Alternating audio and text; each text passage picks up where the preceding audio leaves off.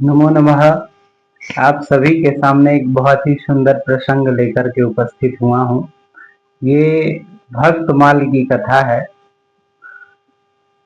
भगवान का जो भजन करते हैं लोग, उन विषय पर चिंतन कर रहा था, तो सोचा कि क्यों न अपनी बातें आप तक पहुंचाएं, आप तक शेयर करें कि जो भी भक्ति की साधना के मार्ग में अग्रसर हैं,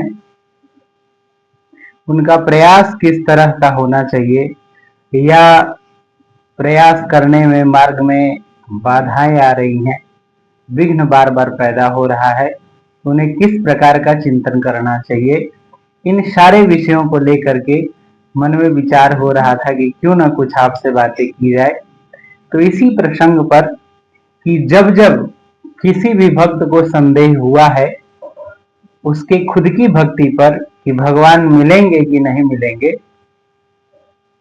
तब तब भगवान ने उसके शंकाओं को दूर करके और कोई न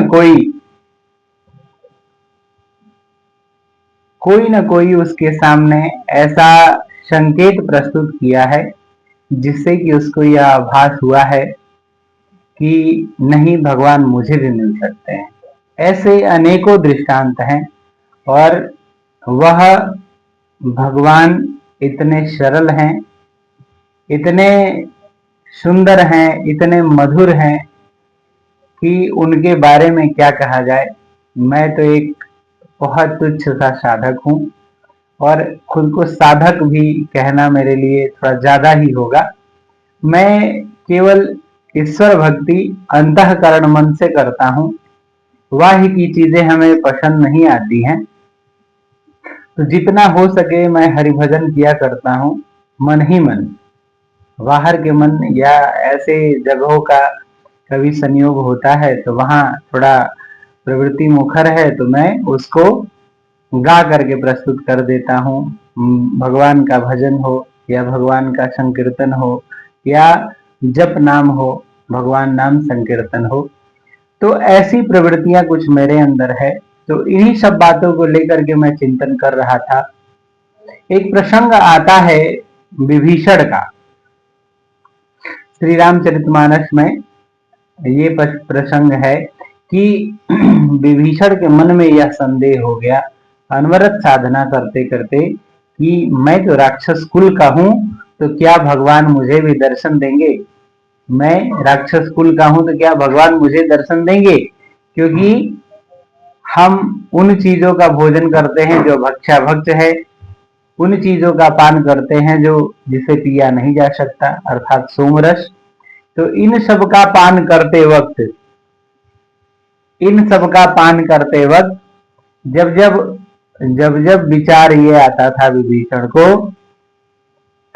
तब तब वह सोचता था कि क्या इस नीच कुल में और ऐसे घर में पैदा हुआ हूं, तो क्या मुझे भी भगवान का दर्शन मिलेगा। और ये जब संदेह विभीषण को हुआ है, सामने आ जाओ, यहाँ सामने आ जाओ। जब यह संदेह विभीषण को हुआ, तब जो है भगवान ने अपने दूत के रूप में श्री हनुमान जी को भेजा है और उनको यह ज्ञान कराया है कि नहीं, भगवान इतने कृपालु हैं कि वो सब पर दया करते हैं, तो आप पर भी करेंगे। और एक प्रसंग और भी आता है जो अशोक वाटिका में सीता मैया की संरक्षिका थी, वो त्रिजटा त्रिजटा नाम राक्षसी एका। तो उसका भी प्रसंग है कि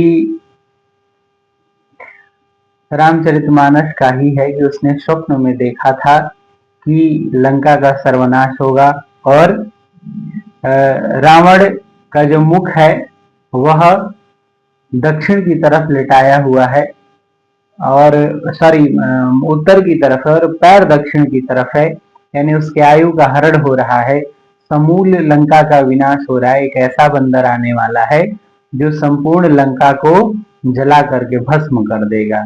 इसलिए हे दासियों, ये माता जो जगत जननी है, इनकी सेवा करो। और अंततः जब भगवान ने रावण का वध किया, इसके बाद माता के साथ वह त्रिजटा गई हैं, माता के साथ गई थी। और वह जो है, एक और प्रसंग है जो रसखान का है। कथा सुनने में आती है कि उस समय मुगलों का शासन था, यवनों का शासन था, और यवनों के शासन के अनंतर वहां पे बहुत बड़ा दंगा हुआ। और दंगा हुआ तो उसमें क्या हुआ कि रसखान के माता पिता मारे गए दंगा में। तो उसके पश्चात उस समय रसखान का नाम था इब्राहिम, इब्राहिम उनका नाम था। तो इन लोग के जो सेनापति थे, उन्होंने ये विचार किया कि दिल्ली का माहौल अच्छा नहीं है, इसलिए हम अपने कुछ साथियों को लेकर के अब आगरा चले जाएं। तो आगरा जाने के लिए उन्होंने जो भी 20, 25, 50, 100 अपने मुस्लिम भाइयों को एकत्रित किया और सबकी आंखों में पट्टियां बांध दिए, कानों में रुई डाल दिए कि इस यमुना नदी के पार करते ही मथुरा आएगा, और मथुरा के आगे क्या है, आगरा पड़ता है।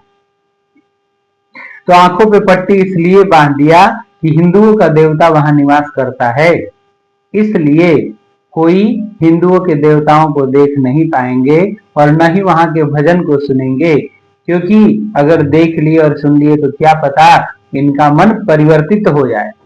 इस प्रकार की धारणाएं उस समय भी थी, और आज तो कहना ही क्या है।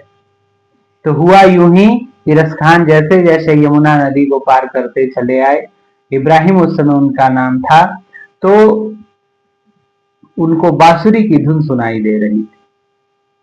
बार बार जैसे जैसे कदम बढ़ाते चले जाएं, और मथुरा आते आते वो बांसुरी की धुन इतनी तीव्र हो गई कि उन्होंने अपने आंखों से पट्टी हटा ली, और कान से जब रुई हटा लिए तो उन्होंने जब पीछे मुड़ करके देखा तो देख रहे हैं कि एक छोटा सा श्यामला सलोना जो बालक है वो बंसी बजा रहा है। और भगवान का जैसे ही साक्षात्कार भक्त को होता है, वह जो है तुरंत ही गिर करके बेहोश हो गए। यह दृश्य देख करके जो मुस्लिम मंत्री था, यवन मंत्री था, वह औरों को लेकर के कि यह रोग या पीड़ा औरों को न लग जाए, तुरंत औरों को लेकर के वहां से चला गया। जब बाद में कुछ समयांतराल के बाद मूर्छा उनकी समाप्त हुई, तब वह जो है उनके हृदय पटल पर भगवान का वह दिव्य स्वरूप और कानों में वही बांसुरी की धुन अनवरत सुनाई देने लगी। और फिर उन्होंने क्या किया कि अपना सब कुछ जो है, जो भी मुस्लिम का वेश आवरण था, उन सबका परित्याग कर दिया और गले में कंठी माला धारण कर लिए। कंठी माला बोले तो तुलसी जी की माला धारण कर दी। और आज भी मथुरा वृंदावन में रसखान जी की समाधि स्थल है। अब तो गवर्नमेंट के द्वारा बहुत ही अच्छा बना दिया गया है, लेकिन उस जंगल में वह एक टिला था, उसके ऊपर जा करके रहने लगे और अनवरत भगवान की ध्यान और साधना करते रहे। मंदिरों में जाना मुस्लिमों के लिए वर्जित था, तो इसलिए मंदिरों में नहीं जाते थे, और मंदिरों में न जा पाने के कारण उनकी साधना इतनी तीव्र थी, इतनी तेज थी साधना, कि वह बहुत रोते थे। भगवान के दर्शन के लिए रोते थे कि भगवान यह कैसा आपने कर दिया कि एक बार छवि को जो दिखा गए और बार बार मैं उसी छवि को देखना चाह रहा हूं, लेकिन अब वह साक्षात्कार नहीं होता। वह उस टीला के ऊपर चढ़ करके और देखा करते थे कि नंद के जो ग्वाल बाल हैं, नंद के जब गैया चराने जाएंगे तो साथ में नंद के लाला भी आएंगे, तो शायद उनका साक्षात्कार हो जाएगा। इस प्रकार के अनेकों वर्षों तक भगवान का इंतजार करते रहे, और अपनी साधना और तपस्या हरिनाम संकीर्तन किया करते थे। और तभी उन्होंने रसखान के दोहे लिखे। भगवान के नाम से न जाने कितने उन्होंने पदों की रचना कर दी। और एक बार का ये प्रसंग है कि वृंदावन में गोस्वामी तुलसीदास जी आए हुए थे और उनको यह बात मालूम हुआ। पूरे उस वृंदावन मथुरा में यह हलचल था कि एक मुस्लिम जो युवक है, यवन युवक, वह इस वृंदावन में निवास करने लगा है, इस मथुरा में निवास करने, रमन रेड्डी के पास है शायद, निवास करने लगा है। तो उधर से कोई गुजरता नहीं था क्योंकि अछूत मानते थे लोग। लेकिन भक्ति की एक ऐसी सरल साधना है कि वहां पर किसी भी जाति पाति का भेदभाव नहीं रहता, ऊंच नीच का भेदभाव नहीं रहता। वहां जो जाता है वह समत्व की भावना से जाता है। सब समान है, सब में ईश्वर है। हम में, तुम में, जो भी है इस चराचर जीव, सब में ईश्वर की एकता ऐसा प्रतीत होने लगे तो फिर वो समझिए कि उसकी भक्ति परिपक्वता अवस्था को प्राप्त हो रही है। और वरना केवल हम ही हम हैं तो ये तो अहंकार है, अभिमान है। ऐसा होना नहीं चाहिए, क्योंकि उस ईश्वर की शक्ति के बिना, उस ईश्वर की भक्ति के बिना, उस ईश्वर की इच्छा के बिना कुछ भी संभव नहीं। अगर हम इस भ्रम में जी रहे हैं कि जो है सब हम ही हैं, जो कर रहे हैं सब हम ही कर रहे हैं, न उसका ध्यान है न उसका चिंतन है, तो आप कुमार्ग की तरफ बढ़ रहे हैं। और ऐसा मार्ग जहां पर ईश्वर की भक्ति न हो, ईश्वर की शरणागति न हो, ईश्वर का ध्यान न हो, तो अधोलोक को लेके जाता है। तो इस प्रकार गोस्वामी तुलसीदास जी जो हैं रसखान जी से मिलने के लिए उद्यत हुए, क्योंकि एक संत का हृदय जो है एकदम परम सरल होता है, और वह संत ही इब्राहिम के हृदय को पढ़ लिए थे, समझ लिए थे, जान लिए थे। तब वह उस समय जाकर के गोस्वामी तुलसीदास जी मिले। किसी तरीके से ये बात पता चली कि वो रहते कहाँ हैं। तो ये बात पता चली कि उस जंगल है, जंगल के टीले पर वो रहता है एक यवन युवक। और कभी कभी ऐसा समय आता है कि बहुत जोर जोर से रोता है, भगवान को याद करता है और बहुत रोता है। इसका आभास हो गया था कि तुलसीदास जी उनसे, गोस्वामी जी उनसे मिलने आ रहे हैं। उन्होंने जिस भी प्रकार से व्यवस्था थी उन मार्गों को साफ किया। एक संत आ रहे हैं मुझसे मिलने, तो वो उनका ये सोचना था कि ये मेरा सौभाग्य है कि कोई संत मुझसे मिलने आ रहे। तो ठीक वैसा ही प्रसंग है जब माता सबरी भगवान का इंतजार कर रही हैं दंडकारण्य में, श्री रामचरितमानस में, कि भिलनियों के दर्शन कबहू दीहे हो राम। वह जो भिलनी, मतलब ये विचार करती है माता कि मैं तो नीच जाति की हूँ, भगवान मुझ पर कृपा कैसे करेंगे, और मुझ पर भी कृपा करेंगे क्या। तब उनके जो गुरु मतंग ऋषि थे वह यह कह गए थे कि नहीं, भगवान का साक्षात्कार होगा और भगवान खुद तुमसे मिलने आएंगे। तो अपने गुरु के वचनों में अटूट श्रद्धा और विश्वास था माता सबरी को। तब भगवान जो जाकर के उनको दर्शन दिए हैं, उसी प्रकार इधर रसखान जी से मिलने गोस्वामी जी गए हैं। वो दूर से ही प्रणाम किए हैं कि मैं तो अछूत हूं, हमारा प्रणाम स्वीकार करिए।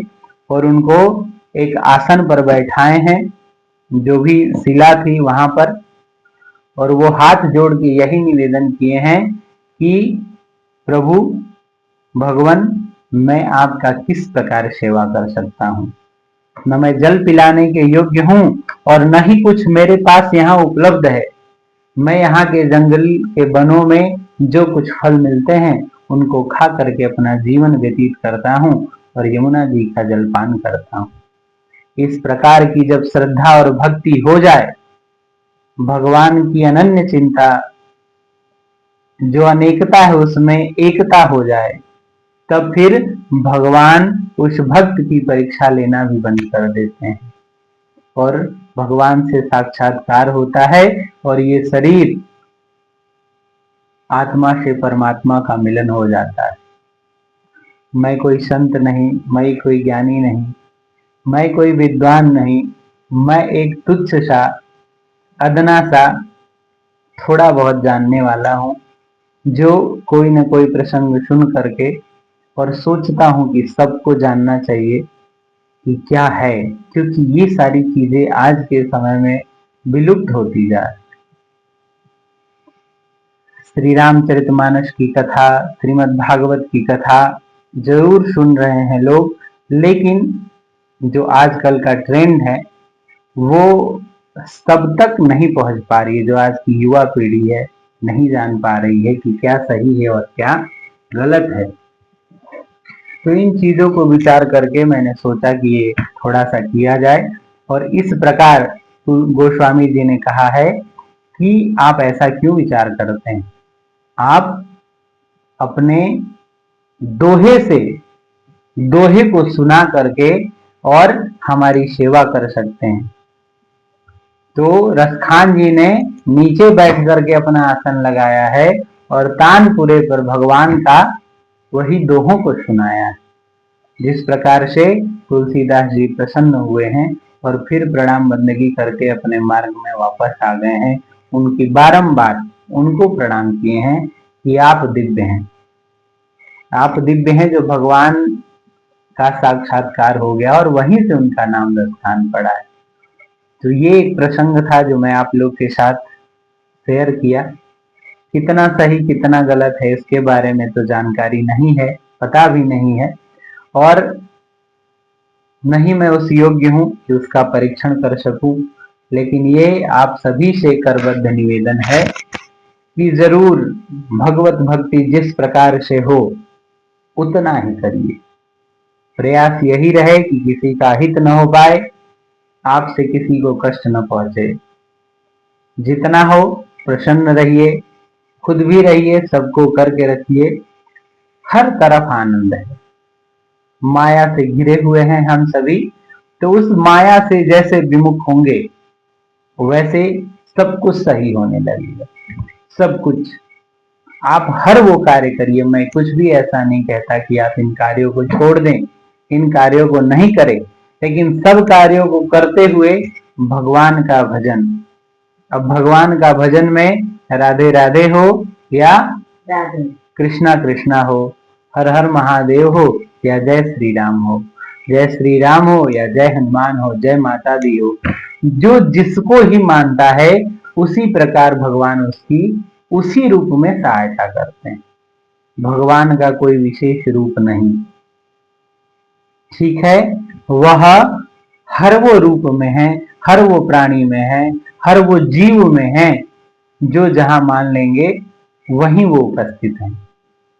ईशावास्यमिदं सर्वम ईशोपनिषद का, ईशावास्योपनिषद का यह शुक्ति है कि भगवान कण कण में है। और अगर कण कण में नहीं होते तो हिरण्यकश्यप के कहने पर कि प्रहलाद से कि तुम्हारा भगवान क्या इस खंभे में है, तो प्रहलाद जी ने कहा कि हाँ इस खंभे में है। तो जैसे गदा चलाए भगवान वहां से प्रकट हो गए। तो इस प्रकार की जब अनन्य भक्ति होगी उस भगवान से, उनके लिए हम अनवरत चिंतन करते रहेंगे, तो भगवान जरूर हमारी सहायता करेंगे, हमारा सहयोग करेंगे, और हम सब इस जीवन मुक्ति के भव बाधाओं से पार हो जाएंगे। जो ये शरीर बार बार धारण करना और फिर ग्रहण करना, अनेक योनियों में जन्म लेना, इन सब की बाधाओं से मुक्त हो जाएंगे, ऐसा मेरा मानना है। बाकी आप सभी ज्ञानवान हैं। मेरे वचनों से अगर कोई इसमें त्रुटि हुई हो तो क्षमा वंदन और बार बार अभिनंदन। ठाकुर जी की प्रेरणा से मैंने ये प्रसंग आप लोग को सुनाया। राधे राधे, जय श्री कृष्ण। आप सभी को एक बार पुनः बारंबार प्रणाम।